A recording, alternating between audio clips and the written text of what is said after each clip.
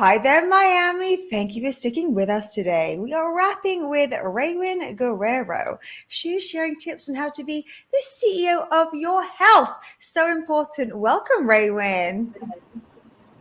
Hi, everyone. Thank you so much. It's such a pleasure to be with you today. So happy Thank you're you here. so Thank much. you. Thank you for joining us. So I wanted to ask you, you ended up studying psychology and cognitive behavioral hypnotherapy, correct? That's right. Yeah. So what you got first, how did you get interested in that? Because that's not a regular thing to get into. So talk to us about Yeah. your journey. Okay. So actually, before we get into that, I just noticed that there's a floral theme going on today. I didn't mention it. You caught me. Thank you. There is a You're floral in. theme going on today, and my branding is a rainbow-colored flower with a person emerging from it, all vital and healthy. So I thought it was really interesting because I'm going to be talking about how to nurture yourself and how to bloom and all the things that you need in order to do that. So I thought it was really nice that we're all kind of like aligned and synergistic. Yeah, very much in sync. So yeah, to answer your question, family history of anxiety and opiate abuse, which is probably one of the number one causes it's the number three cause of death in the Western world. In narcotics and psychopharmaceuticals. So my grandfather was dependent on anti-anxiety meds, and it led to his health deteriorating. He was sort of on medication for about over 20 years.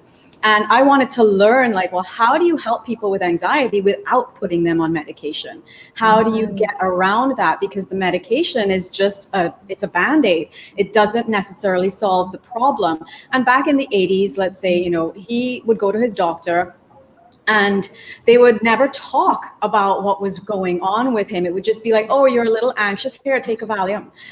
And it was never about, well, let's explore why you're anxious and where is this coming from. So that was a big driver for me to find out more natural ways to deal with anxiety in particular. And hypnosis became sort of a thing. Like after he passed, I was working in banking at the time in human resources, and which wasn't really about humans at all. Wasn't actually about I've never humans. heard that, but that feels true. Yeah, it wasn't actually about humans, but I realized that everyone here is locking themselves in the bathroom, crying, having a meltdown every 5 minutes. And but they're all seeing their doctors regularly, and they're on medication and all the things. And I need to figure this out. There's got to be more than just talking therapy. So hypnosis kind of came into the fray then, because I learned about the connection between the mind and the body and how you can use the breath in particular to relax the body. Because if you train yourself, you can actually learn relaxation rather than and unlearn anxiety. So that was how I ended up in that area.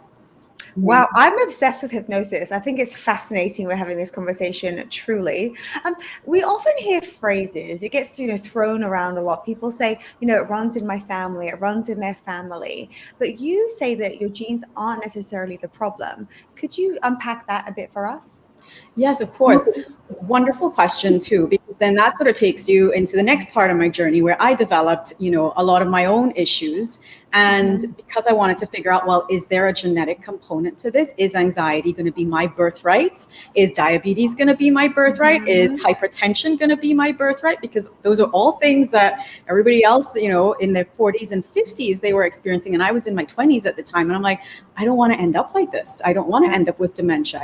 So I ended up learning about functional medicine. And it was all about the expression of, well, the genes are one thing, but the environment dictates what happens to those genes and how they're expressed. So, I was just talking about the flower. So if you've got a flower that's meant to bloom, but you stick it in the middle of a desert where it's in a very, very harsh environment, it's not going to get the right water, it's not going to get the right nutrients, the soil's not good for it, that flower is never going to bloom. But if you put it in the right place and you give it what it needs, then it's going to express itself to its fullest. And human beings are exactly like that. We are able to be expressed depending on what environment we end up in. So a classic example is, let's say there is a fat gene. I know no one wants to hear this, but there is actually a gene called the FTO gene, right? But yet I have clients who have this gene, but they aren't overweight. Why is that? Because their lifestyle is the thing that dictates the way that they feel and look. So because they're getting good sleep, they're eating clean, they're very active, they've revved up their metabolism in spite of the fact that they have got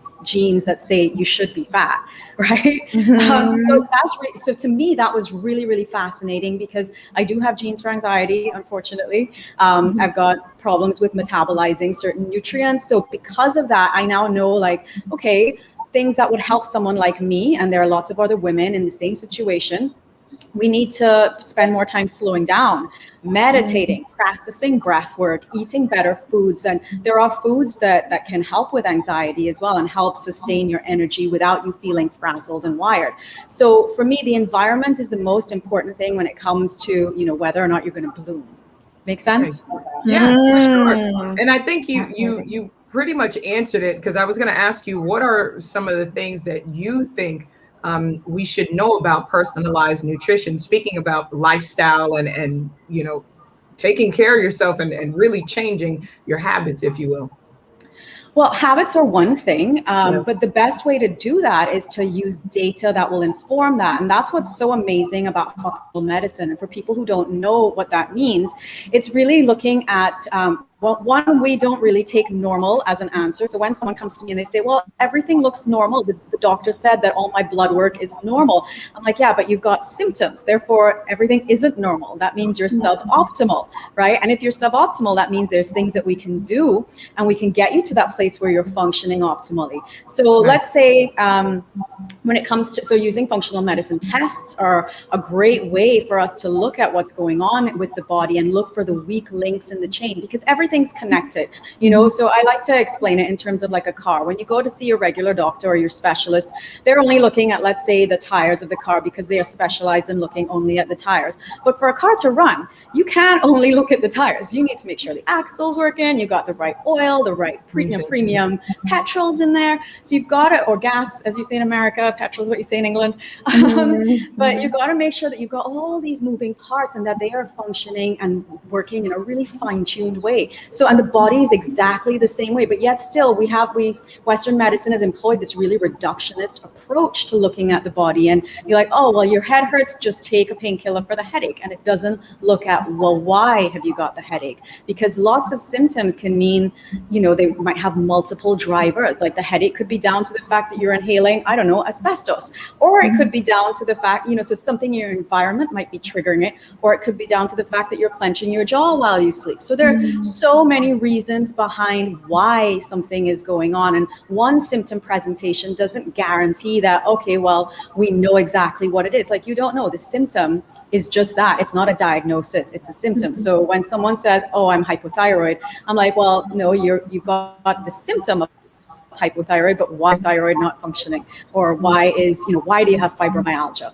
So I want to give you just one quick example. So I had a client who came to me and he said, oh, I'm eating a vegan diet and I feel worse than I've ever felt. And I said, well, what made you decide to go on to a vegan diet? And he was seeing me for OCD because we were doing some hypnosis and things, but he knew I had a nutrition background as well. So I said, well, why did you go on this vegan diet? And he said, well, because it's healthy. Everyone who's healthy is on a vegan diet. I said, but you feel worse when you're on it, right? And I said, when do you feel good? He says, oh, when I eat fish and vegetables. I said, well, can you go back to eating fish and vegetables?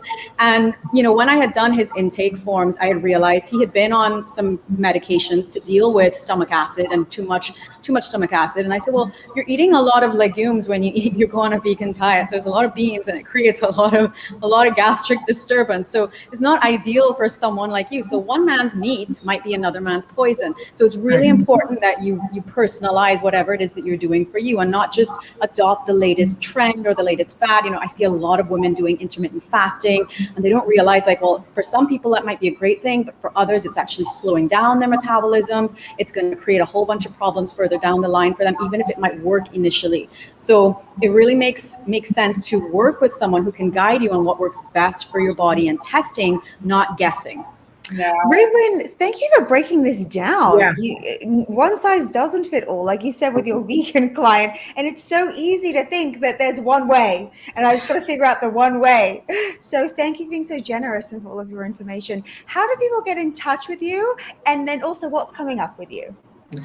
Okay, so you can find me on well-works.co. It's co, not com, so well-works.co. My Instagram is instagram.com, and the handle is wellworks.co. And I'm also on Facebook. I actually love my Facebook group. It's a free online community. We've got about 500 members in there. It's very active, very vibrant. I run weekly lives or regular lives. I share a lot of content in there. People they can ask me tons of questions and I'll reply to them in that group setting. So I feel like that's really a good place if anybody wants to learn more, they can get more access to, to this type of conversation. So facebook.com/groups/wellworks.co. And in terms of the pipeline, there is a book in the pipeline. Woo. And there's a fall retreat in the pipeline and a spring retreat in the pipeline. So there are quite a few things coming up. So, get in touch if you want to know more about those things, because I do incorporate things like meditation as well as positive psychology, as well as nutrition and the testing to support it all, to inform you on what you should be doing for you specifically. Awesome. Love that. Thank you so much. And oh man, I love testing and data. So this is fantastic. I know everyone is going to be following you right away. So if you are enjoying all of this girl boss magic, you want to make sure that you catch all of our past episodes. You can just easily binge watch them, Netflix style, over at Natalie's Network. And if you're ready to bring your brand to television to be featured, register today at theconnectonline.com. Yes, indeed. And to all of our guests, we thank them and thank you for watching. But we cannot leave without giving you a Stitches music pick. I love this part because it's showcasing amazing artists right here at home and all over across the world. And this young lady has traveled pretty much all across the world, and she's landing right here with us on the Connect Show, South Florida. She's a singer-songwriter. She shares the gripping journey of drowning in the depths of life, love, and loss while finding her way and just expressing it through music. She's amazingly talented. You can find her at Hey It's Jael on Instagram. That's Giel. Ladies and gentlemen, introducing Jael.